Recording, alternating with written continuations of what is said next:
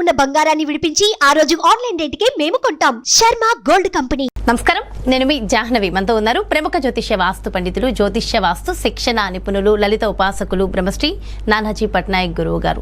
సూక్ష్మంలో మోక్షం ఈ ప్రత్యేక కార్యక్రమం ద్వారా మనకున్నటువంటి ప్రతి సందేహాన్ని నివృత్తి చేస్తూ చక్కటి పరిష్కార మార్గాలు గురువుగారు అందిస్తూ ఉన్నారు కదా. మరి ఈ రోజు కూడా మనందరికీ ఉపయోగపడే ఒక చక్కటి ప్రశ్నని గురువుగారు మాటలు అడిగి తెలుసుకుందాం. నమస్కారం గురువుగారు. శ్రీమాత్రే నమః.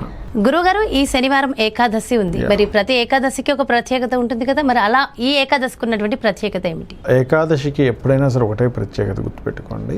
మనము ఏ పూజ చేసినా కూడా ఉపవాసం అక్కర్లేదు, పెద్దగా అవసరం లేదు. కానీ ఏకాదశికి మాత్రం ఖచ్చితంగా ఏకాదశిలో ఉపవాసం చేసిన ఫలితం ద్వారానే విష్ణువు మనకి అనుగ్రహిస్తాడు అని చెప్పి శాస్త్రవచనం. అయితే ఒక్కొక్క ఏకాదశికి ఒక్కొక్క ప్రత్యేకత ఉంటుందండి. చాలామంది ఏమనుకుంటారంటే లాస్ట్ ఏకాదశి చేశాం కదా, ఈ ఏకాదశి చేయాలా చేయకూడదా అంటూ ఉంటారు.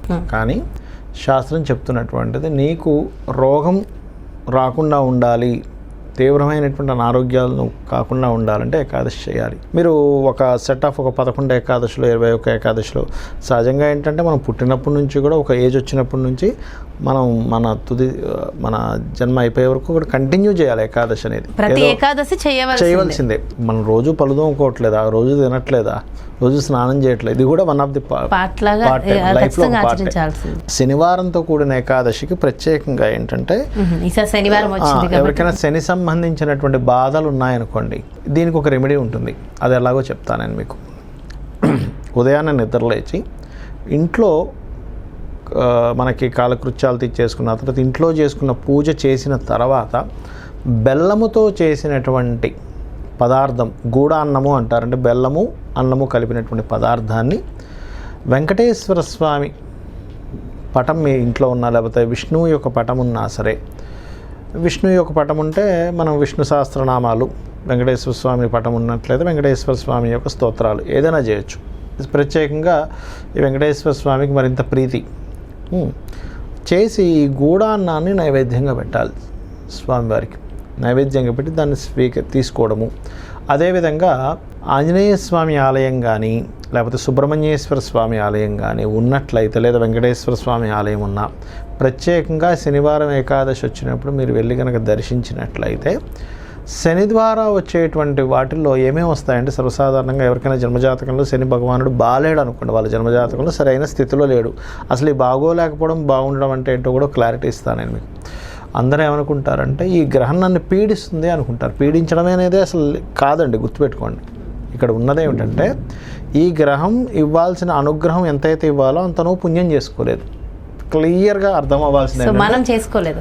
నేను ఏదైతే అనుభవించాలో, మంచిని నేను ఏదైతే అనుభవించాలో ఆ మంచి నాకు కలిగేంత పుణ్యము నేను చేసుకోలేదు, అందుకు ఆ గ్రహం నుంచి నేను పొందలేకపోతున్నాను. సింపుల్.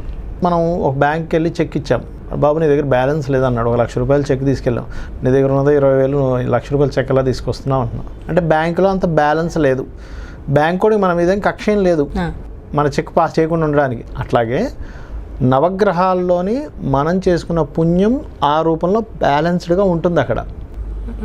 అందుకని రానప్పుడు ఏమైపోతుంది, ఆ ఎనర్జీ పాజిటివ్గా రానప్పుడు, శని యొక్క ఎనర్జీ పాజిటివ్గా రాలేదనుకోండి, శని అంటే ఏంటి, కర్మకారకుడు, కర్మను అనుభవిస్తూ ఉంటాడు మనిషి. అంటే ఉద్యోగం లేకో, ధనం లేకో, లేకపోతే అవమానాలు పడుతూనో, దారిద్ర్యం అనుభవిస్తూనో, శని భగవానుడు యొక్క ఎనర్జీ పాజిటివ్గా ఉంటేనేమో ఆ వ్యక్తి కోటీశ్వరుడు అయిపోతుంటాడు, కానీ డౌట్ లేదు. అనుగ్రహం సరిగ్గా లేదంటే దరిద్రుడు అయిపోతూ ఉంటాడు మనిషి. అంతేగాని వాళ్ళు ఏదో పీడించడాలు, పట్టుకోవడాలు ఇవన్నీ కాదు, మనం చేసుకున్న కర్మ. అయితే మనకి ఈ యొక్క పరాశర సంహిత అనేటువంటి గ్రంథంలో చాలా స్పష్టంగా ఆంజనేయ స్వామికి మాటిస్తాడు, నీ భక్తుల జోలికి నేను ఎక్కువగా బాధించను, నీ భక్తుడు అయ్యాడు కాబట్టి. అయితే ఇక్కడ ఏమిటి, భక్తుడు అంటే ఏదో మనం వెళ్ళిపోయి ఏదో ఆంజనేయ స్వామి టెంపుల్కి వెళ్ళి వచ్చేస్తే అని కాదు. ఆంజనేయ స్వామి యొక్క తత్వం ఏంటో మనం అర్థం చేసుకోవాలి, దాన్ని జీర్ణం చేసుకోవాలి. శివాంశ సంభూతుడు శ్రీరామచంద్రమూర్తి దగ్గర ఎలా ఉన్నాడు, ఆయన రామనామాన్ని నిత్యం పఠిస్తూ ఉన్నాడు. ఆంజనేయ స్వామి మనకు దగ్గర అవ్వాలంటే రాముడిని స్మరించాలట, రాముడిని స్మరిస్తే ఆటోమేటిక్గా ఆంజనేయ స్వామి మన దగ్గరికి అవుతాడు. అలా ఈ శనివారం నాడు వెళ్ళి చక్కగా ఏకాదశి నాడు మనం ఉదయం పూజ అయితే చేసుకున్నాం, గూడాన్నం నైవేద్యంగా పెట్టాం, దాని తర్వాత అది మనం స్వీకరించాము. ఇంకా వీలైతే ఆ గూడాన్నం ఇంకా ఎక్కువగా మీరు కలపగలిగితే కనుక అందరికీ పంచిపెట్టడం కూడా చేయాలి. బెల్లంతో చేసినటువంటి అన్నాన్ని కనుక మీరు పంచి పెడితే తీసుకున్న వాళ్ళకి మంచిది, మీకు శని దోషాలు పోతాయి. ఓకే, అది చేయాలి. చేసి మీకు దగ్గరలో ఉండేటువంటి ఆంజనేయ స్వామి ఆలయానికి వెళ్ళాము, లేకపోతే వెంకటేశ్వర స్వామి ఆలయానికి వెళ్ళాము, దర్శనం చేసుకున్నాము. దాని తర్వాత ఈ శనివారం వచ్చేటువంటి ఏకాదశికి ప్రత్యేకంగా గోశాలకు వెళ్ళాలి. గోశాలకు వెళ్ళి ఇప్పుడు ఇక్కడ బెల్లం తినిపించినట్లయితే బెల్లముతో చేసే పదార్థం ఏదైనా కానీ గుర్తుపెట్టుకోండి, శనికి సంబంధించిన దోషాలు తీసేస్తుంది. నూనెతో చేసే పదార్థం అంటే ఏంటి, ఇప్పుడు నూనె ఆయిల్ ఉంటుంది కదా, మన దీపారాధనకు వాడేటువంటి ఆయిల్ ఏదైతే ఉందో ఆ ఆయిల్ని కనుక మనం తీసుకెళ్ళి ఆలయంలో వెంకటేశ్వర స్వామి ఆలయం కావచ్చు, సుబ్రహ్మణ్యేశ్వర స్వామి లేదా ఆంజనేయ స్వామి ఆలయంలో దానంగా ఇవ్వండి. పురోహితుడికి ఏమి ఇవ్వక్కర్లేదు, టెంపుల్లో ఇచ్చేసే వచ్చింది. అంటే దీంట్లో దీపారాధన టెంపుల్లో వాడుకోవడానికి ఇవ్వండి. ఇచ్చినట్లయితే రోగంగా వచ్చేటువంటిది అనారోగ్యంతో పాటు ఈ పర్టికులర్గా శనివారం వచ్చినందుకు బిజినెస్ డీల్స్ ఎవరికైతే ముందుకు కదలట్లేదో బిజినెస్ డీల్స్ ముందుకు కదులుతాయి. ఏకాదశి రోజు చేసేటువంటి నూనెతో కానీ బెల్లంతో కానీ చేసేటువంటి రెమెడీ వల్ల.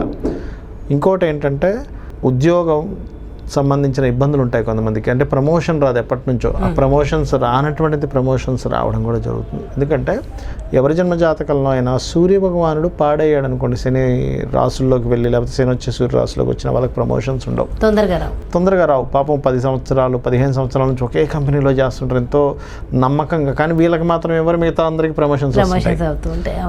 వీళ్ళకి ఎలా ఉంటుందంటారు, మిగతా వాళ్ళు పెద్దగా కష్టపడట్లేదు కానీ వాళ్ళకెందుకు రావట్లేదు, నాకెందుకు రావట్లేదు వాళ్ళకెందుకు వస్తున్నాయి, ఈ రెమెడీ చేసుకోవాలి ప్రత్యేక. అది అంటే పర్టికులర్గా ఈ సమయంలో దీపారాధన చేయాలని ఏమైనా ఉదయం పూట చేసుకోవాలమ్మా. ఉదయం 6 గంటల సమయం అంటే సూర్యోదయం 6:30 నుంచి 7:30 మధ్యలో చేసుకుంటే మంచిది. ఈ రకంగా గనక ఏకాదశి ముఖ్యంగా ఏంటంటే మీరు 24 గంటల పాటు ఏమీ తినకుండా ఉండమని చెప్పింది శాస్త్రం. మీరు అనారోగ్యంతో నియమంలో ఖచ్చితంగా తినొద్దనే చెప్పారు. మీరు అనారోగ్యం ఉన్నారు తినొచ్చు, పళ్ళు తీసుకోవచ్చు. వృద్ధులు, చిన్నపిల్లలు తప్పులేదు. ఇంకోటి చదువుకునే పిల్లలు ఉపవాసాలు ఉండకూడదు, గుర్తుపెట్టుకోండి. చాలా చాలా చక్కగా వివరించారు గురుగారు. Thank you so much. నమస్కారం. శ్రీమాత్రే నమః.